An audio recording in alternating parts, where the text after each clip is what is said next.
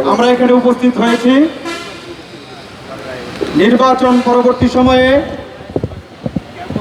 বিভিন্ন জায়গায় হামলা, নির্যাতন, জমি দখল এর প্রতিবাদে।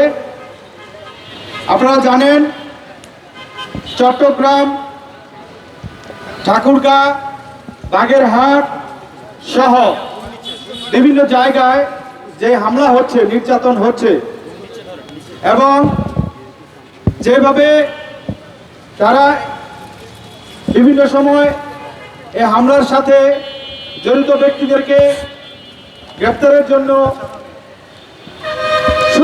সুযোগ সৃষ্টি করেও তাদেরকে ধরছে না, এজন্য বাংলাদেশ জাতীয় হিন্দু মহাজোট তীব্র প্রতিবাদ এবং নিন্দা জানাচ্ছে।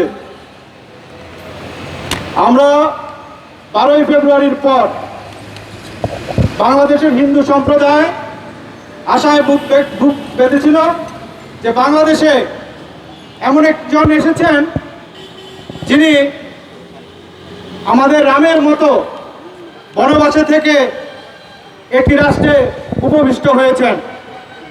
রাম যেমন একটি ন্যায় প্রতিষ্ঠার জন্য বাংলাদেশের রামরাজ্য প্রতিষ্ঠা করেছিলেন, আমরাও তাই ভেবেছিলাম যে বাংলাদেশেও রামরাজ্য প্রতিষ্ঠিত হবে জনাব তারেক রহমানের মাধ্যমে।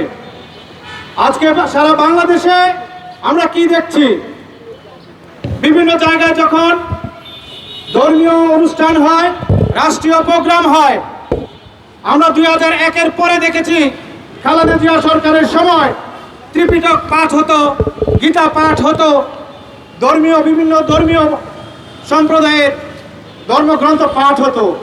কিন্তু বড় দুঃখের বিষয়, আমরা বাংলাদেশে সেই দৃশ্যপট আজ খুঁজে পাই নাই।